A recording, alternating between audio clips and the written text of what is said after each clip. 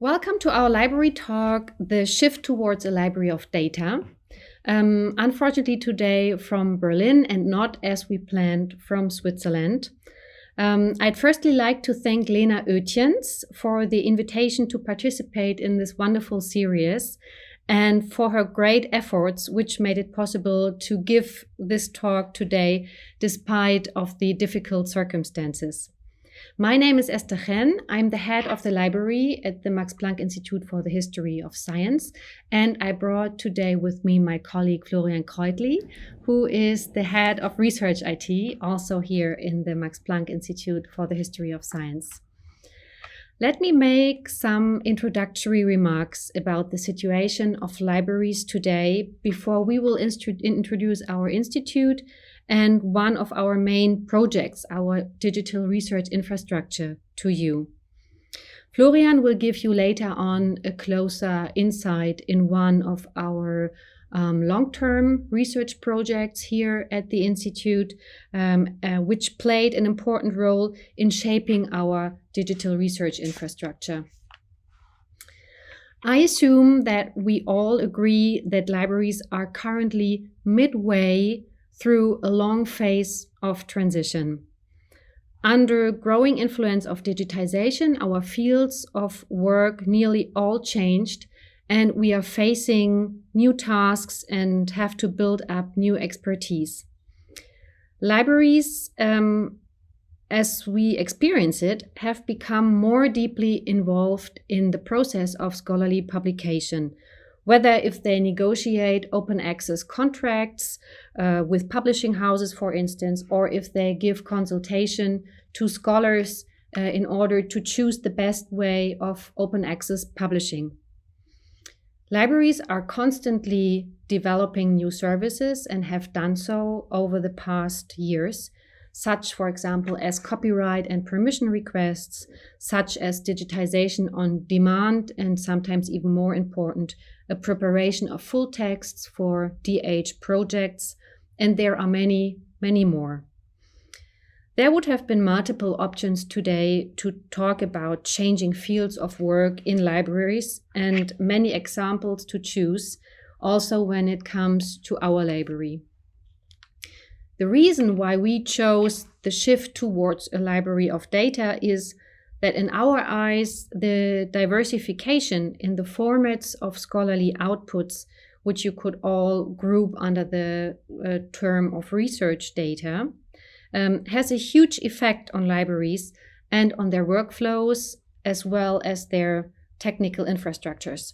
And we therefore like to introduce our practical approaches, our experiences, our progress, as well as many challenges to you, which we experienced over the past years while dealing with research data in our institute and managing research data in our institute and building up an infrastructure for it. And I am looking very much forward to discuss this topic with you later on. So, I'd like to introduce quickly to you our institute. It's the Max Planck Institute for the History of Science, and it is one of more than 80 Max Planck institutes, mainly based in Germany, some of them also in Italy, one in Luxembourg. And we are dealing here with a very broad field of scholarly work. It covers basically all disciplines, and we are also facing a very wide time range. We have sources and projects which reach from cuneiform tablets up until to recent history of physics. We are as well experiencing progressing globalization of the history of science towards East Asia and the global South, which means we are dealing with many languages, with many regions, as well as sources and data in non-Latin alphabets. Per year, approximately 350 researchers are coming to our institutes to conduct their projects here with our help and our services. Now I'd like to introduce you quickly our library. our library plays a major role in the scholarly life of the Institute. It takes up one whole floor here in the Institute, which is about 1/3 of this main building. And you see here a picture of our rare book room. Our rare book collection contains about 3,500 rare books, and we build it closely along the needs of the researchers here in the house. Most of our rare books are digitized and available online, but the whole print collection here, which contains about 65,000 books in total, is still heavily frequented. We develop different research services in the library, and we are closely involved in scholarly projects, which gives us an enormous advantage when it comes to building new services or new research infrastructures, because we know the requirements of the scholars here in our house very well, and we also know very well the data they are producing and they are dealing with.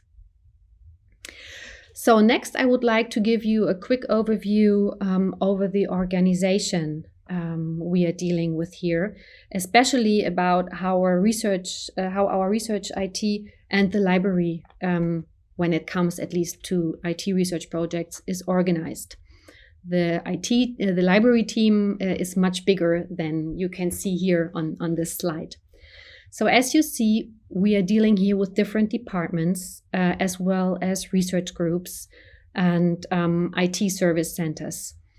We have a research IT unit, which is next to the library in the center of the Institute, but we do also work with research IT staff, which is based within the departments or within the research groups. And they all together build the research IT group here in the house. So when Florian and I started at the Institute about 5 years ago, we found a mix of legacy projects, of ongoing projects, and new requirements for future projects which waited to be set up.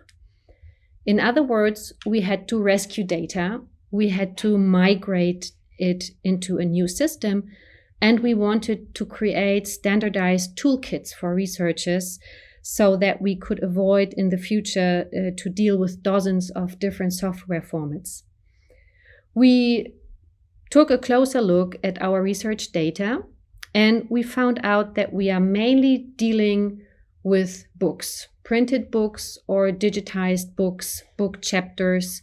And when I say digitized, I mean images as well as texts.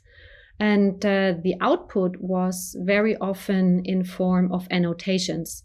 And these annotations were usually scattered around in different website projects, which caused the problem that they were not compatible with each other, and it was also very hard to secure them. So we were aiming to build an infrastructure where we could at least secure the sources and the research output and interlink it with each other and make them all together retrievable via one system. The situation in the beginning was pretty much like this, as you can see here. We found that we were dealing with a lack of use of standards when it came to the research projects. We were dealing, as I said, with incompatible data, which is really a shame, especially when it comes to an institute like ours, where we are dealing with such a broad variety of disciplines, which means that it would be very interesting to have the opportunity to merge the data from the different research projects, which could really give new scholarly insights. So that was one of our explicit goals, to make that possible. So we were dealing, as I said, with incompatible data tied to old software, which meant in the next step of course, that this data was about to vanish because we are not able to deal with so many different websites and software systems.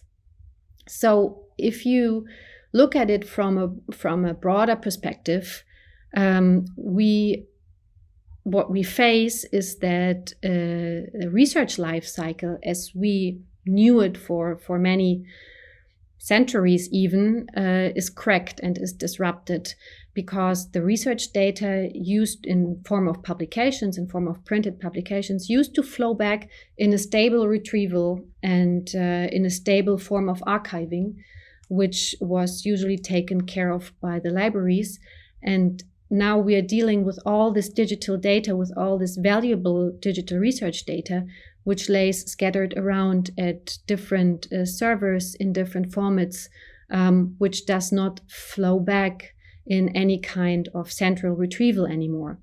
So that was something we wanted to take care of when we started to build our digital research infrastructure. We chose a research project as a pilot for our digital infrastructure to closely collaborate with and learn more about the requirements and the technical challenges. And Florian will now tell you more about that. Thank you, Esther. So the project I'm going to introduce to you is the Sphere project. And as Esther mentioned, it has served as a sort of testing ground to try out some of the ideas we had for closing the digital research life cycle and for addressing some of the challenges that we have encountered. And at the same time, I'd like to present it to you today to give an insight into the specifics of what we mean by research data in the humanities. So we talked about the annotations, visualizations, databases, websites. And I'd just like to give you an idea of the specific kind of digital things that we produce here in research projects. So what is the Sphere project? So the Sphere project is led by Matteo Valeriani, who is a research group leader in Department 1. And we're collaborating with other researchers at a technical university, most importantly also the library at our institute, and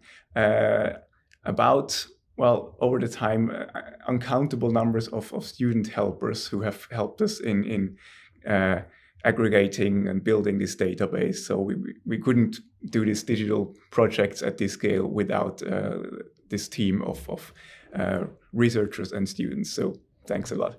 So what do? We focus on a history surrounding a single text. And this is the Tractatus de Sphera by Johannes de Sacrobosco. And it's a 13th century treatise on cosmology. It's only about 30 pages long, but it gave rise to a very successful commentary tradition. So this means that this text has, over a pretty long period of time, been published as university textbooks, along with other texts that were seen as relevant for the study of the field of cosmology. So for example, here's a text from the field of astrology, which was included in a 1425 manuscript edition of the Sphere. There were also texts on medicine, and this was a field that largely disappeared in later editions.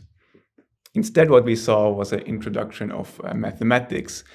So here we have a text, an introduction on Euclidean geometry, which was included in the text as a preparation for understanding Sacrobosco's text, which was dealing, obviously, with spheres.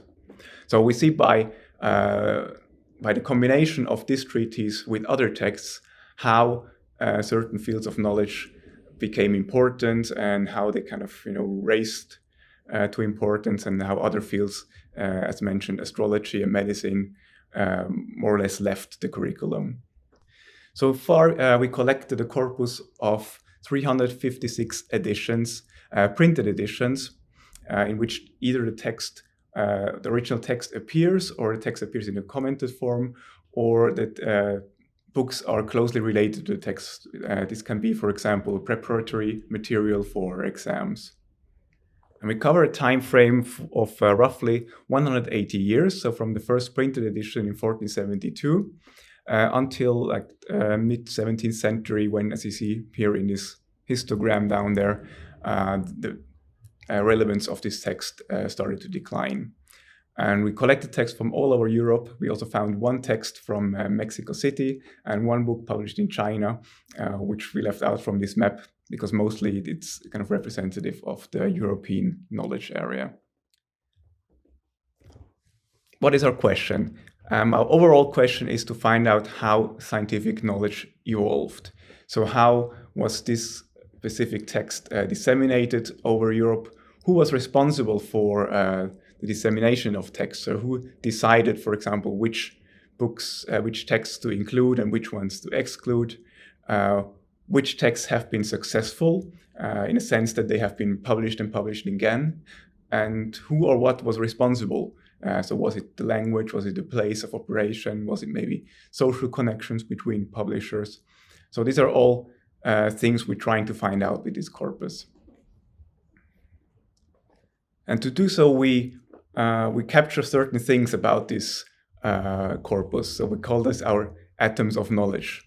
And first thing we capture is bibliographic data. So data on authors, publishers, printers.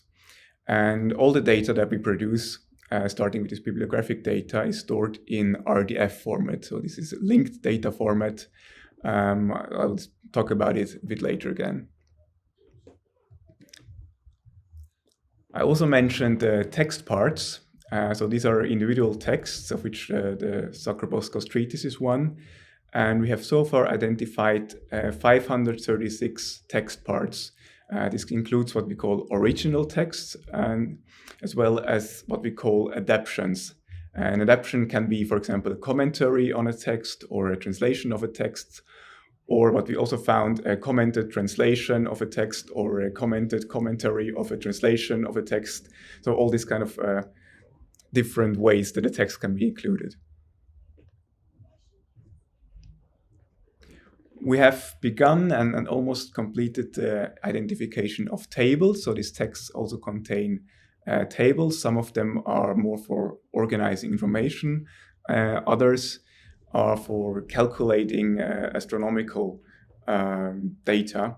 So we have a lot of numerical tables that are included, and we can also, or we hope to be able to trace which tables have been reproduced, and in a sense also which tables have been copied, for example, from one book to another. And as you can see, some of these pages are very richly illustrated, and we have manually annotated, and when I say we, I mean mainly our student workers, have manually annotated all these illustrations that appear, almost 30,000 visuals, and about 20,000 of them we classified as content illustrations. The other visuals include title pages, initials, as well as decorative animals. So how have we created this data? We're continuously creating more. So we're using a custom front-end tool built on ResearchSpace and MetaFactory open platform. This is what you can see here. We have also a public version online. And it basically looks like what you expect a database to look like. You can navigate a corpus.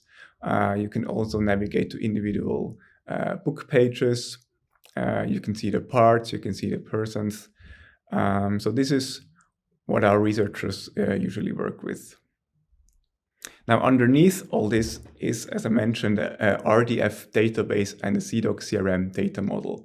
RDF stands for Resource Description Framework. So this is a linked data format, which allows us to store data, not, for example, in a data table, but in a format where we link individual things and concepts to each other. And this is kind of a standard for the web of data. This means that we can produce data that links to other resources on the web, but it also means that we can produce data that stands on its own. So as Esther mentioned, we have often the problem that we create data within a certain software, and then we have to maintain both the software and the data to keep it usable. Using linked data, we can make data that can basically live on its own on the web without any specific front end. The other building block is CDOC CRM, and this is a model developed for the cultural sector to represent cultural data. And what this allows us to do is to model what we want to represent in very great detail. So it's built around the concept of events. So something happens, and this, for example, something produces a book, and we have certain people involved in that process. And this is how we can model historical processes and later analyze it. And what you see here in the slide is one of our earliest data models, because it was very much also a learning experience for us. So when we started, we didn't know, or at least also I didn't know too much about RDF, linked data, CDOC, CRM. So really also we had to not only learn about what we want to represent in data, what our research questions are, but also how we do that in RDF and CDOC, CRM. And so this was a process that is still ongoing, where we just developed step by step our data model in accordance to what we learned about our sources, in accordance to what we figured out we would like to ask our data. And it's pretty much stable now, and but we keep adding more things. For example, when we start identifying tables, we need to include this in our data model. And it's incredibly complex by now, which is why we more or less hide it from the researchers and from everyone who works with. So this is, again, our database interface. And I'm now showing you how we input the data, which is pretty much just through standard forms.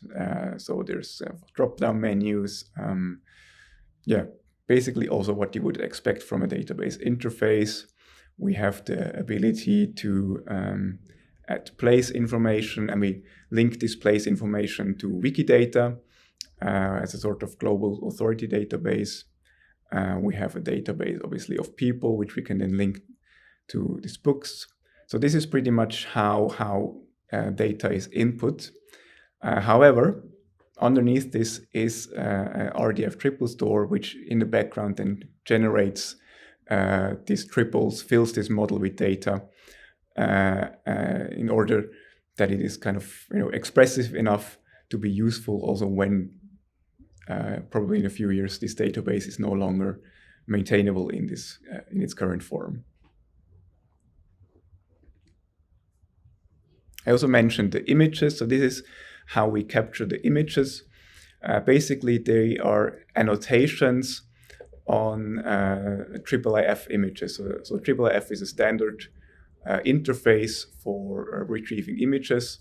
And using this interface, we can describe illustrations as certain regions on a page that is digitized. And in this way, we also keep this linkage between an individual illustration that we identified, the page where it is on, and finally the book that this page is a part of. So now we generated all this data. What do we do with it? We start with exploring it. For example, the images, we can use visualization tools. And this is a tool developed by students at the Fachhochschule in Potsdam, originally for a numismatic collection. And we adapted it to visualize our 30,000 content illustrations. So what you see here is a timeline view. And you see vertically, we separated the illustrations into similar illustrations. What we discovered here is, for example, that there is a shift in illustrations around 1530. So lots of content, lots of text has not been illustrated before and then received an illustration after 1530.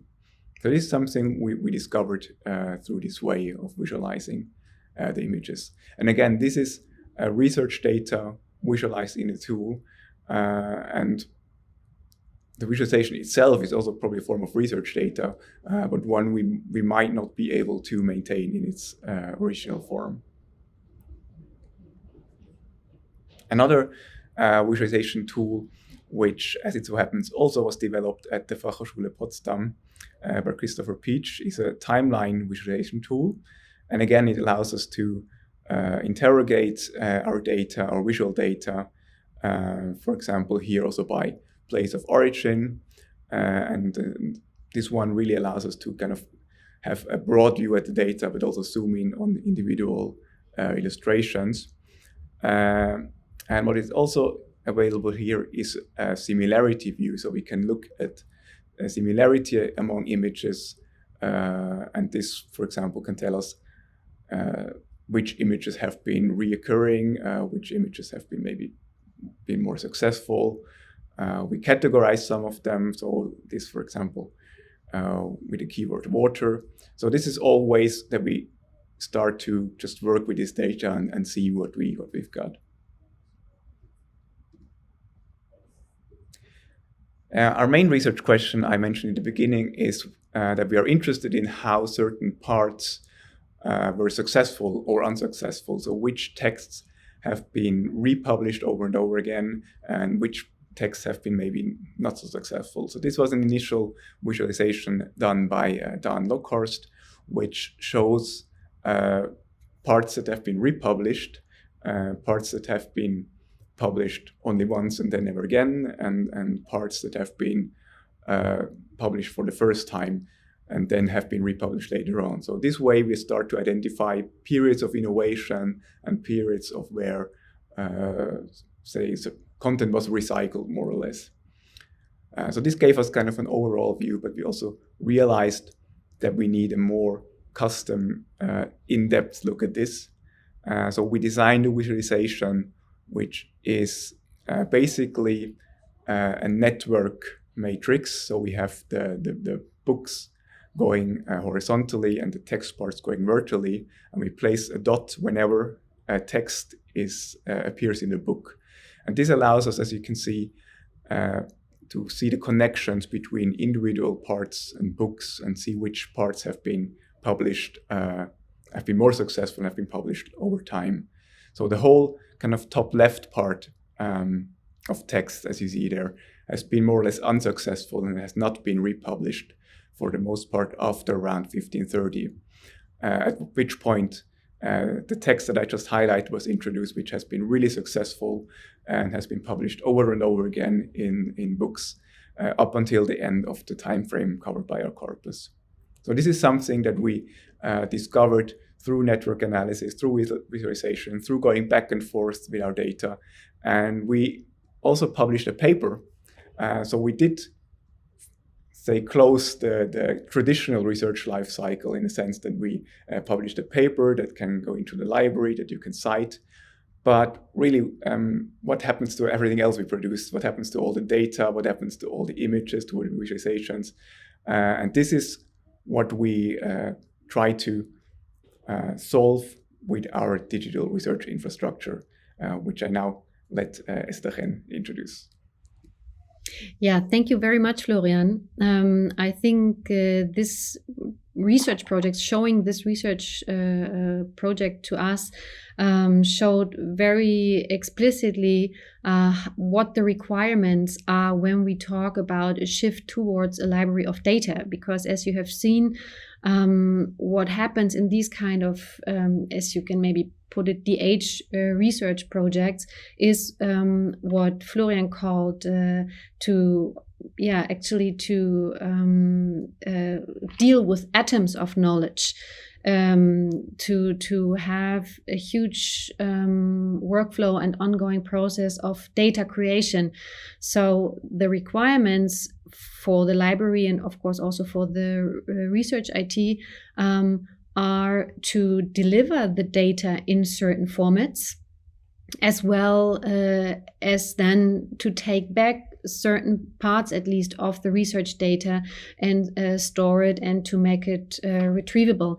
So we called it here, we scaling it up. Now we go from this micro perspective, from this research project, and see what we will do with it, how we deal with these requirements in order to build a digital research infrastructure. Maybe what have we learned first? So this pilot project gave us, all of us, I guess, everyone involved, a great learning experience. It was very important for us to do this project and to also design this project hand in hand with the research projects. Because as you could see in this project, also the scholar was dealing for the first time with linked data, which means that we provided a certain toolkit which was being used from the beginning of the research process on, and which gave us all the opportunity to find out together how to deal with the data modeling, what is crucial to model for the scholarly process, and what is important to learn in this context for the research IT, and what can the library provide, and how can the library help in this process. So what we learned is a nice success, because we saw that at least on this scale, linked data and SciDoc CRM is doable. We put a lot of intellectual work inside of it, as Florian described, but this is something which has to be done as an initial process, and it has not to be done in that intensity over and over again. So the second thing we learned is that IIIF is great. I cannot say so much about it, so I think it speaks for itself. And another point is that, very crucial point, is that we have to separate the data from the software, as Florian mentioned, because otherwise we will not be able to secure the data and to at least maintain the data. Imagine, I said in the beginning that about 350 researchers go through our house every year.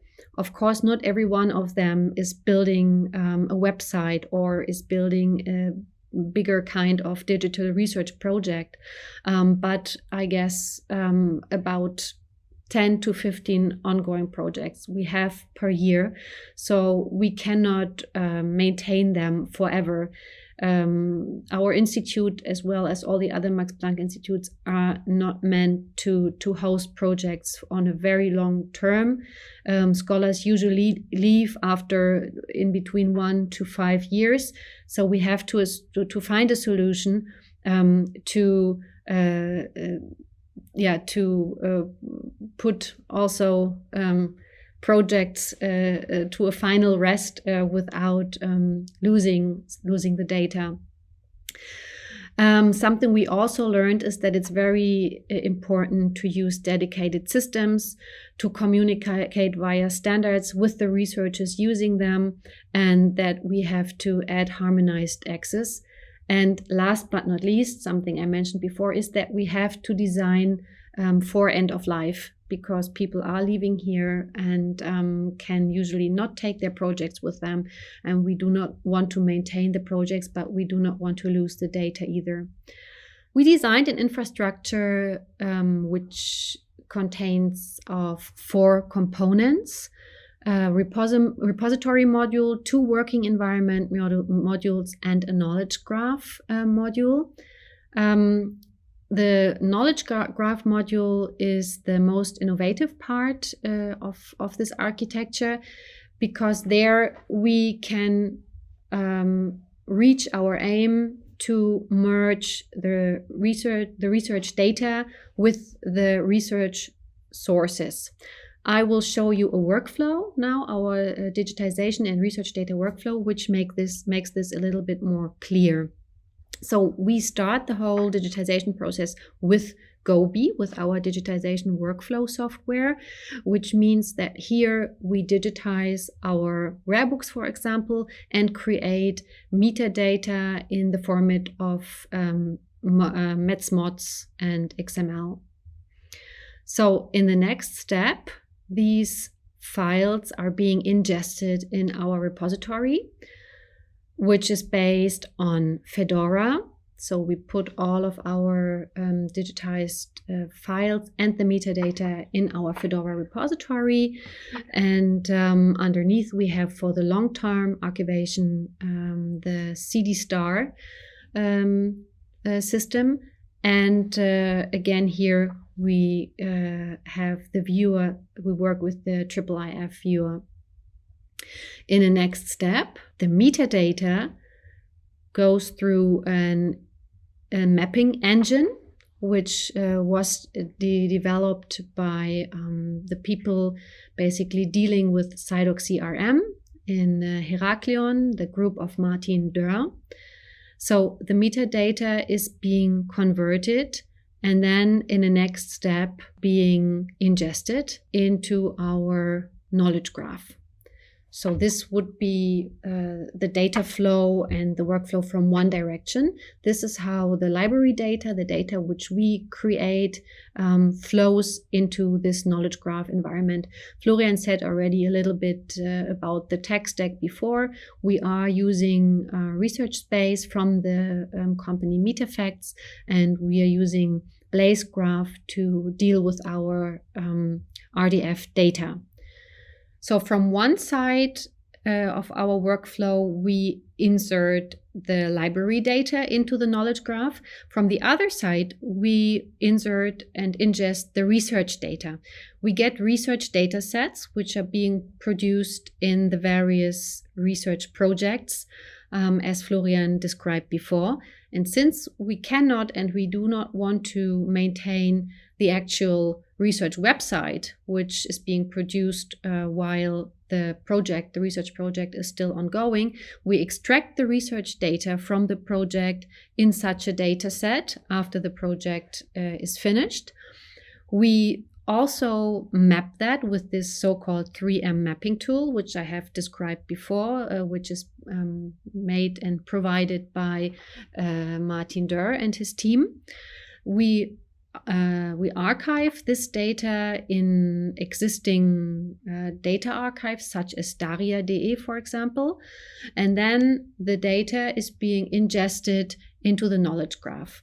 So at that point, we have achieved our goal, which was to have the data in one retrieval system, every kind of research data which is being produced within the project, as well as the library data, the sources. So in this moment, we can find at the same time certain annotations which have been made on certain sources, which we have and digitize and provide in the library. And it's all in one retrieval system. And of course, the benefit of linked data is as well that we are able now to link our linked data to the outside world, such as Wikipedia, the GND from the German National Library, and so on and so forth, or even to other research projects which maybe deal with similar sources, with similar projects. So that would be the linked open data cloud, which you see on top of our knowledge graph. Here you see how the data flows from both sides into the knowledge graph and is merged and archived and made retrievable there. And a longer term goal is also, of course, to integrate all the data we have, also the library catalog and our publications, our bibliographical database, which we produce here for all the publications made here in the Max Planck Institute for the History of Science, and more or less to insert all the databases which we have and which we produce here in the knowledge graph. So what have we learned besides the technical solutions? One important lesson was that the role of librarians and IT researchers in the research process has changed. IT researchers as well as librarians have to enter the research process at a much earlier state and function as consultants for the research projects and for the scholars when it comes to data modeling, to choosing standards which will be beneficial for their fields of work. Another lesson learned was that the collaboration of library and research IT staff is very crucial for the success of our projects. And we are still in the middle of figuring out where the future responsibilities lay when it comes to data modeling, for example. Up until now, Florian played a major role when it came to dealing with CyDoc CRM, with FRBROO, with this whole data modeling process and setting it up. In the future, we would like the library to take over much more responsibility in this field, because especially as I see it, this is a core responsibility and a core field of work for librarians dealing with metadata. And it has been for decades, if not centuries. So librarians have to take over new responsibilities here and to build up new expertise and gain further knowledge. Those would be the main lessons learned for us, and we will be very happy to discuss that in more depth with you. So we thank you at this point for your attention, and we are looking forward to our discussion.